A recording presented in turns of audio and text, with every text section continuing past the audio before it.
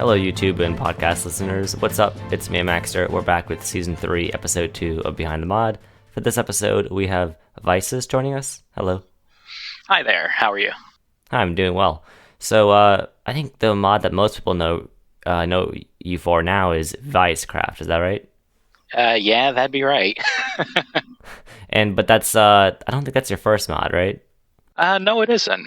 I actually ended up making a kitchen sink mod. It ended up being, it's actually called Ebon Arts. And, that was just something I saw, the modding community kind of going from 1.7.10 to, kind of trickling down all the other revisions there. I don't know, a lot of the mods that I liked really just weren't being updated, and that kind of pushed me like, well, I guess if you want to do something, you got to try and do it yourself. So, that's where that mod came about, and I added everything from like music discs, food, crops. It was just kind of like a learning mod. Huh. So pushing back a little further, how did you get started with Minecraft in the first place? Well, my buddies, they were talking about the game, and they're like, hey, come on, play with us, play with us. They had their own server. So I finally caved in, got Minecraft, and we were playing vanilla. This was like, I guess beds just came in. I couldn't imagine playing without them and setting your point. Mm-hmm. But I remember spawning in, and they had this like city that they built that was just kind of abandoned because they all decided to go elsewhere. And it was just awesome. My friends are all, we're all talking on Ventrilo, and they're like, okay, we're going to come and get you. And they finally show up, and it's starting to become nighttime, and we're up in like this treetop house, and it was just crazy being attacked by these spiders and everything, getting on a boat, going like halfway across the ocean, like over 10,000 blocks away, finally going to like this desert place where they were finally playing. It was just such an awesome experience, and I was hooked. It's like Legos. Loved them as a kid, and well, I guess I like them as an adult too. Yeah, I think that's the brilliance of it. It's just how simple yet like grand the scale can be with Minecraft, because you can you literally have this, huge procedural world, and you can just set up a server and do whatever you want with friends. I still think there's no game, that's quite like it, even though there's, lots of stuff on Steam Early Access that's tried to do that. I don't think there's anything that's come that close. Yeah, it's true. And I think a lot of this stuff, I know a couple of the ones, what was it, like Ort Online was one that I ended up, trying out. And I mean, it's a nice concept, but it feels like it's already been done, at least with Minecraft. It may be 16-bit, but I mean, you can get texture packs just to up the game. You can customize it more, it seems. Mm-hmm. Oh yeah, I mean that's relevant to what we're doing with mods and stuff. And I personally love to put light maps and shaders and better foliage, all this stuff to make the game look better. Because I quickly discovered, as I'm sure you have and everyone else listening to this probably, that mods really can improve the game a lot. Oh yes, they can. Yeah. And that really what got me into it too. Like just modding. When I found out about the whole modding community, it was a game changer. Like I liked Minecraft before, but then I really loved it after that. Yeah, did you program before, or was it your first foray into that? Well, I've done some things on the side. I never really programmed, but I was always kind of like a computer techie guy, so it was bound to happen.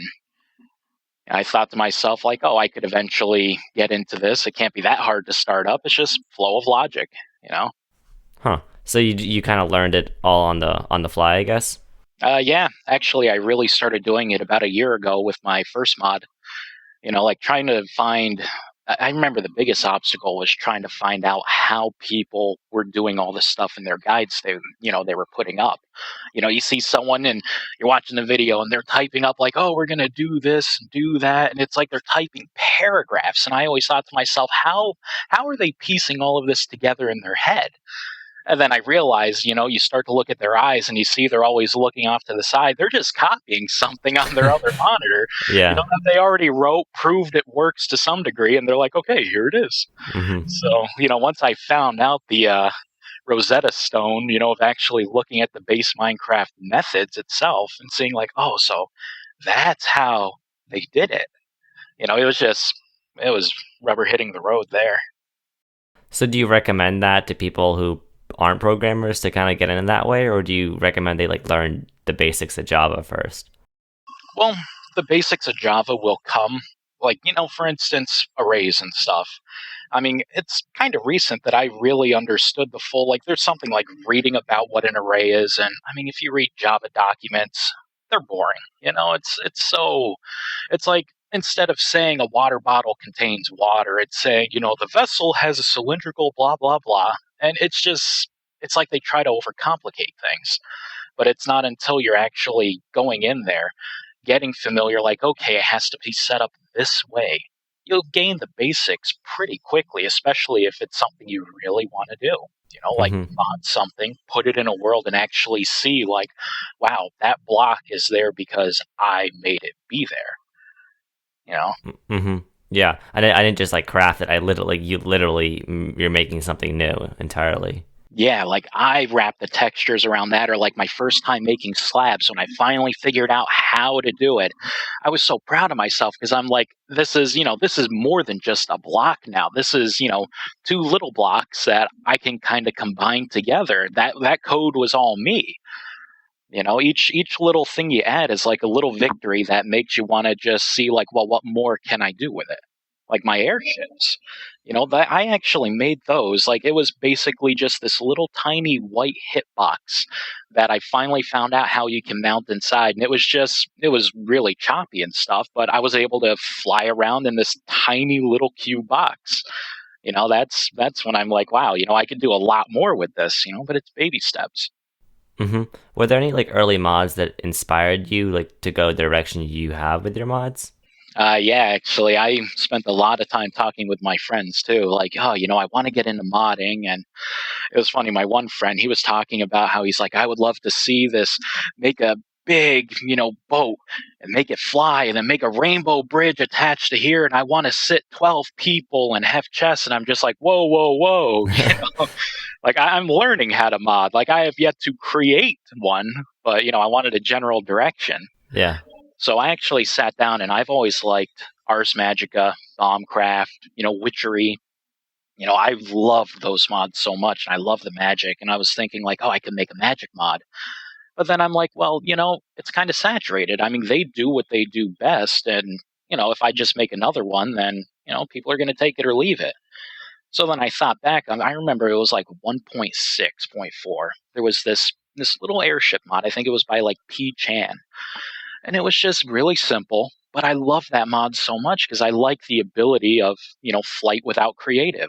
It was like a boat or minecart, just another means of transportation. And I'm like, oh, whatever happened to that mod? I saw that it pretty much that was the last time that the guy put anything out for it. Hmm. So that's when I decided, you know what? I loved airships so much.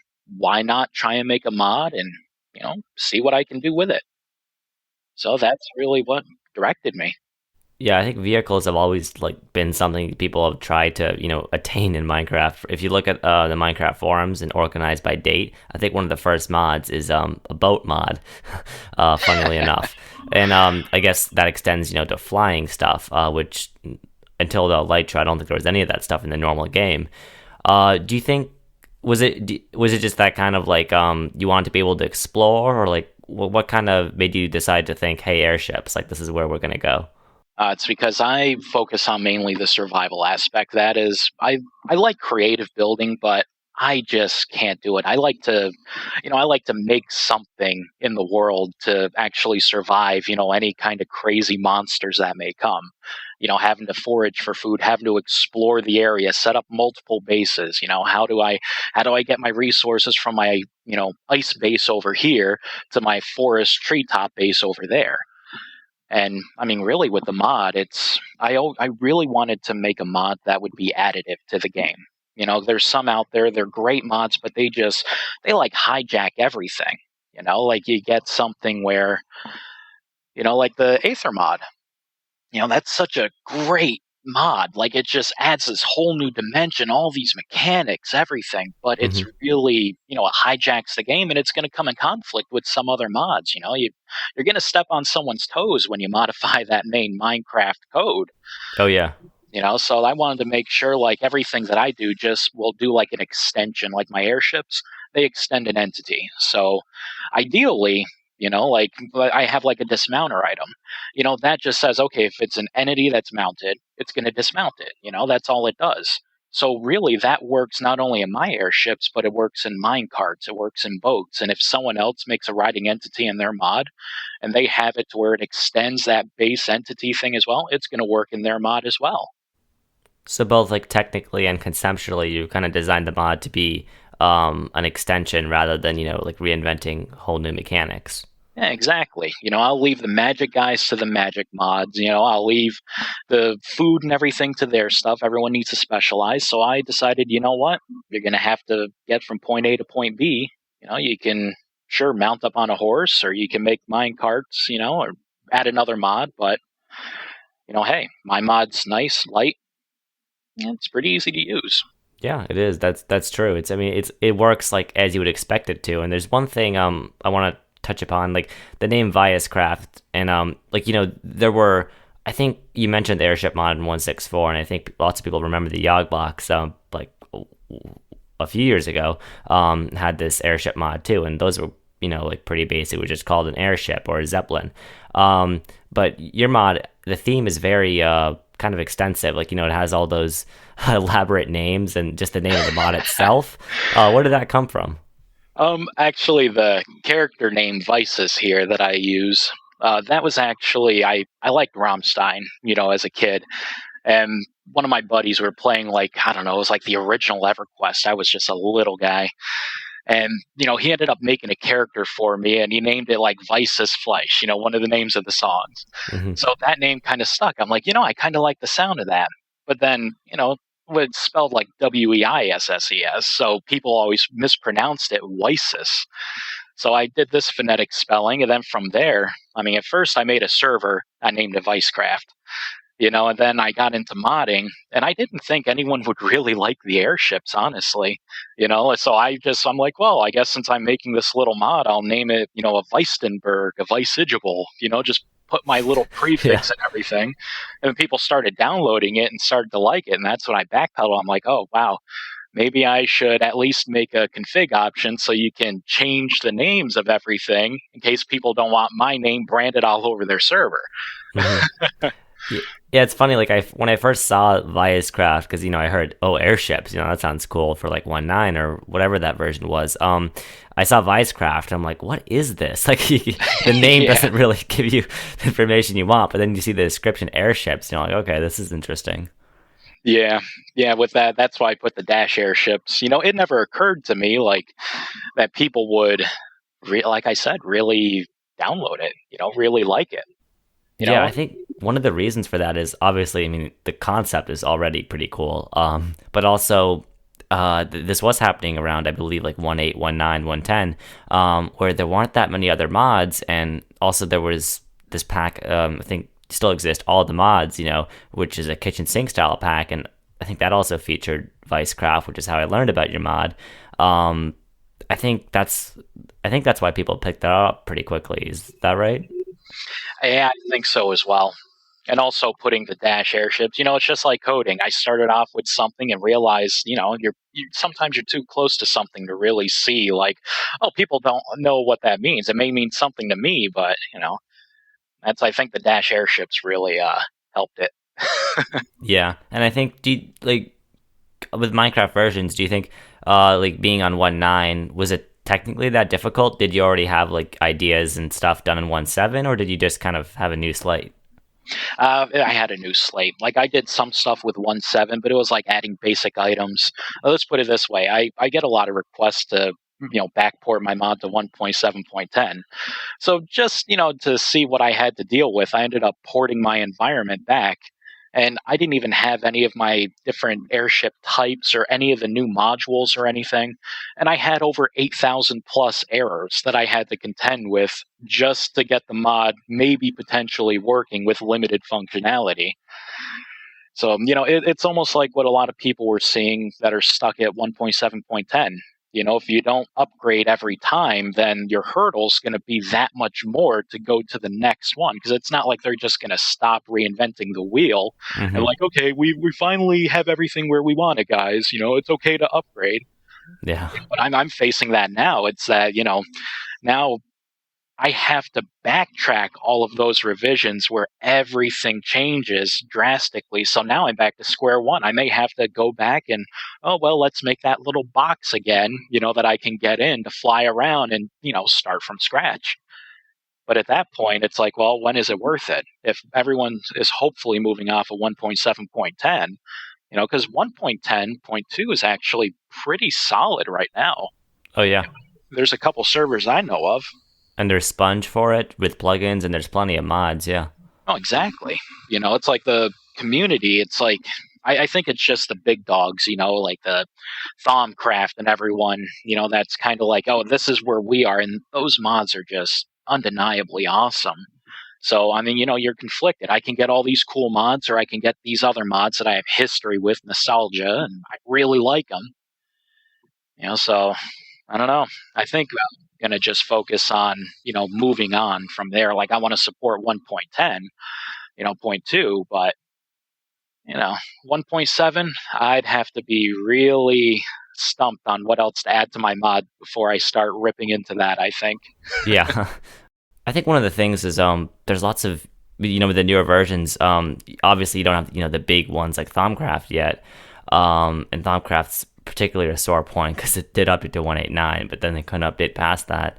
But you do have, like, for me personally, one of the things that made me really want to switch to newer versions was all these cool little mods like ViesCraft, Chisels and Bits, and like Roots, all these like cool new mods that I hadn't seen before that was springing out that really reinvented what you could do with the game in a way that I think we really hadn't thought about, because that huge technical hurdle I think prompted people to make all kinds of new mods. Yeah, I think so as well. We definitely did see a transition there. And not only that, it also helps. Like one of my favorite mods is the Lycanites mods, just because I love all those creatures. So the fact that he is taking the same approach where he's like, okay, 1.10, you have these features now. And, just as he's continuing on, it's like the mod is just getting better and better. So it kind of makes you want to, it makes it okay to where like, you're like, okay, I guess I can upgrade because this is what I'm getting as well. Like it's more stable. He has these features now. He did this, he did that, you know his mod. I mean, I love it so much because I love survival. A lot of mods can add various mechanics and tools and picks and ores, and we can all definitely do that. But I mean, the actual survival part, having those kind of dangers in the world outside of what randomly generates, that really ups your whole experience. Having a bone archer on a spider coming after you, or having like a chupacabra chasing you down in a cave with a bunch of gas, and Yeah. it's crazy. Yeah, or the mobs that spawn when you break a stone at a Oh random my god, chance. those things. Oh, Yeah. Do you think going back like with the, I think it was 1.8, 1.9, whenever they redid boats, I've noticed the airships they kind of behave a little similarly. Did that help you when Mojang fixed boats? yeah, actually, boats were my starting point. I looked at how the boats kind of look at like the logic for, where water was, for instance. They lock into the water block. Like that actually helped me with the airships because I didn't want people making videos like flying an airship underwater and glitching it out and making it look weird. So I was able to use that code to like, okay, well, if you want to put it in water, here's your momentum. It's going way down. And if you go too deep, you're going to start to smoke. And if you still don't get out of water, it's going to explode. And if you're not wearing armor, you're a little low on health, or, even more than halfway, it's going to kill you. Kind of like a slap on the wrist, like, don't do that. Yeah. It's a machine. They don't like water. Yeah, again, like working as you would expect it to, because I've used like Flans, which can add these crazy detailed models that are really cool, and you get on the plane, and then it's just glitching through hundreds of blocks, and it's just an awful mess. Whereas your mod behaves pretty admirably when it comes to just dealing with situations like that. Yeah, I think the biggest obstacle I had with my mod was when I started to do the color and frame combinations. Right now it's like I have 720 different combinations from the 4 different types. Like, that's a lot. So I can't really make each one a unique model because, I mean, you're going to be sucking down the RAM doing that. So I actually found a way to make it to where like each type, like all the Weistenbergs, it's going to register at one time, the entity one time, and then it's pulling the textures that it needs to wrap around, the models. Hmm. So I was able to, instead of adding all these, like, I can make my model really detailed because I'm only registering it one time in the game. Right. You know, Which, it's little tricks like that. You know, yeah, using less memory and less space, I think, is especially helpful. And because newer versions like 110, 111 are quite the memory hogs themselves. yeah. How has 111 like 110 been? Because I know they've been smaller updates for modders. Have they been pretty easy to adjust to? Yeah, I think the biggest thing was the whole like item stack logic. You can't do like stack size anymore. Now it's its own like, it has to be registered as empty instead of null. Like it was a transition, but I mean, when I develop all my updates for like whatever the newest is now, it's 1.11.2. Hmm. So when I get a fix in or I add something, then what I do is I just kind of copy that environment down and like, okay, this is the base code, but of course it's going to error out where, like item stack changes are occurring. So from there, I'll just look at my old code and say like, well, I didn't really invent the wheel there, so technically I could just copy and paste over, the non-working code with my old code that was working. And hey, would you look at that? Like it's all about how you break things down. The hurdles weren't too bad. That's the thing. Going like as I've been doing the little steps. I mean, each one there were changes. But it's a matter of just once you have like the base code, like as you add things to it, it's not like my fuel system's going to be drastically changing. I'm just counting numbers. That's all it is. So as long as I'm pulling from the right item stack, it's going to be happy. So Hmm. it's just watching out for those little details. Yeah, and I think recently you've been making lots of like improvements to the mod. Just a lot since it came out. In terms of stuff like you mentioned with the wrapping the textures around for the different decorative types and just making it work better, more smoothly, which is kind of good to see. What do you think are the biggest changes you made, just mechanically or technically, since it originally came out? Oh, well, there's a lot of them because it seemed like in the early stages of the mod, I was pretty much rewriting the code every single time because once again, I got a little better at coding. I looked into something like, it just feels like I could do this a different way. And sure enough, you look into it and you're like, wow, instead of calling it, 22 places here, I could just do it once here and just extend it out. It's little magic moments like that you realize, like, wow, I'm actually getting better, A, and B, the mod's actually running smoother because it's not hogging down so many resources. But the biggest changes were for the entities, like I said, being able to register one entity and have what is it like 180 combinations now with framed color. I mean, that right there is a pretty awesome. That allowed me to have higher resolution textures for my airships themselves because Hmm. I'm just pulling from a certain number of texture files and my item system. Because each the problem I ran into was each airship has its own frame and color. So when you break it back into an item, I'm pretty sure you want that frame and color back. So I had to make a unique item for each one of those. There's not really a way around it. Right. I found out about sub-iteming.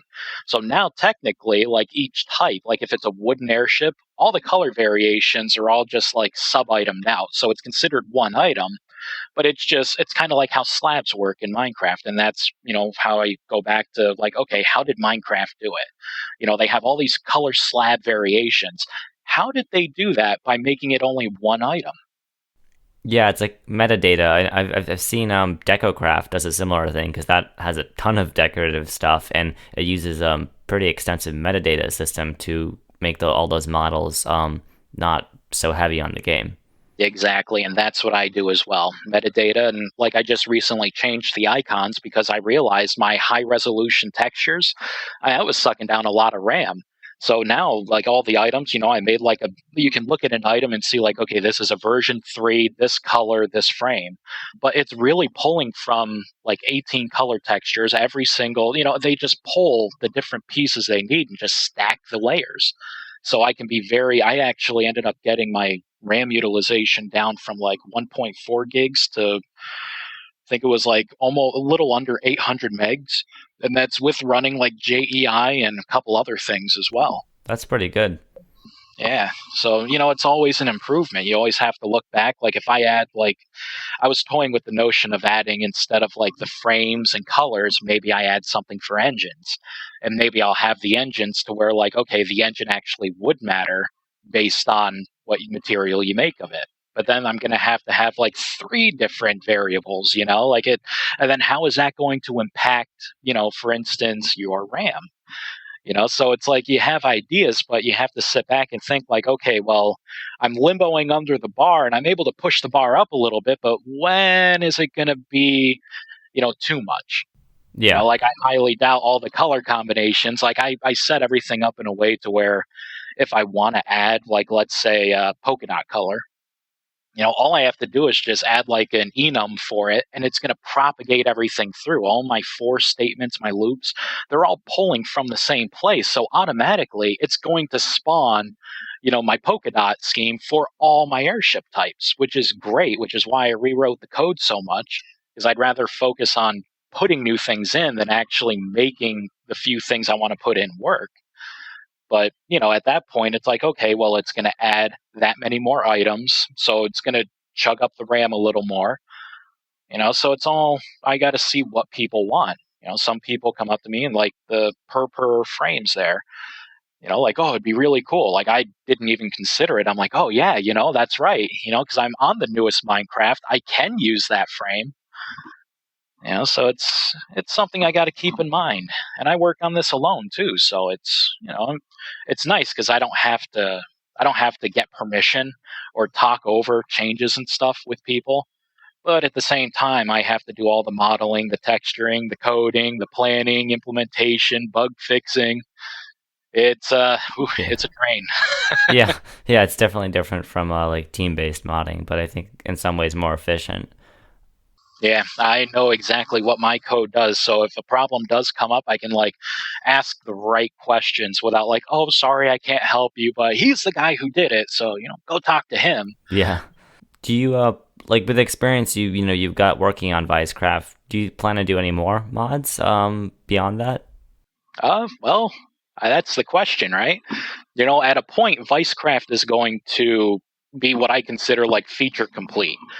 It's going to have a lot of the variations. Like I could add more models, but if you notice with the models, I like to keep a general theme. I like the bottom cart to be similar, I like the proportions to be about the same. Hmm. So how many more variations of an airship can you really have before it starts to look stupid? Like I can't have a balloon way in the front because it's going to ruin your view. Right. You gotta, at a point, it's going to have what it's going to have. And from there, if I find myself with a lot more free time, then, it's going to be spur of the moment like how ViceCraft was. I'll probably sit down and think like, okay, well, what's the modding community at now? Is there a mod out there that I can make that, may fill a void? Because I play these mods too. So what would I want to see in a game? And by then, hopefully, I'm going to have more knowledge too. So I'll be able to make it a lot faster and a lot easier. Do you think for now you're just gonna stay with ViceCraft? Yeah, yeah, pretty much. ViceCraft, I want to revisit my first mod. I have no idea what I want to do with it, but I hate the fact that it's a kitchen sink mod. Because, mods like that try and cover everything, they always fall short. Like it's like if you have a food mod and it just does such a great job at adding food, and the mod author's like, you know what? I'm going to add magic scrolls. And then they spend all their development time putting in these scrolls that people that love the mod, that want the mod, aren't going to use because they have another mod in their mod pack that does it billion times better. That mod's just going to suffer. The food mod's just going to suffer because they spent all that time instead of focusing on what their mod brought to the table. Now it's split between two things. And that's the same with like my airships. I got a lot of requests where people wanted guns and dropping bombs and stuff. Like, well, that's a warfare mod. There are mods out there. You can sit in one of my airships and you can throw a grenade or you can shoot a gun. But I'm telling you now, I'm not going to waste time putting in a lackluster system when that's a whole different mod. I'm not going to do that. Like I can smell what that's going to be bringing to the table. It's not going to be good. Yeah, you don't want to be magical crops or biomes of plenty, which have definitely suffered from feature creep. Yeah. Yep, I just want clean airships. I want it to do what you would expect it to do very well. I want to give you a bunch of options for customizing it the way you want. If you want to store items in it, work with my module system, go ahead, customize it more. It's up to you. But let me tell you, it's going to be an airship, it's going to fly, and it's going to have things that are going to make sense with the mod. Yeah, well, that makes sense. Yeah. I think I think we're running a little short on time, so that's all we have for today. But thanks so much for coming on. It's been pretty awesome talking about ViesCraft and your earlier mods. And any last thoughts? Um, Actually, yes. It would be wonderful to see. I actually Google search my mod to see what videos are posted, and a lot of them are in different languages. It would be awesome to get some new videos, that I can showcase with the mod because I just don't have the time to do it. Like a good spotlight? Yeah, yeah. If you Yeah. look at one spotlight's from like the early infancy of my mod, so it's like, it's one airship and it kind of flies. Yeah. Yeah. Well, yeah. If anyone watching this has any ideas to do that, I mean, I might. That that that seems like a good idea. I think, because the mods change, and I think ViceCraft has definitely evolved from where it began. Yeah, yeah. That's about it. Just have fun with it. That's all I ask. Yep. Well, thanks for coming on. Thank you, all of you podcast listeners and all of you YouTube watchers, for listening to this episode. And see you in the next one. Goodbye. Goodbye. Hey, quick note after the show. Thank you to Jonathan for supporting me on Patreon. If you want to join him and support the show, then feel free to check out the link in the video description and support me on Patreon. Thanks, and see you in the next one.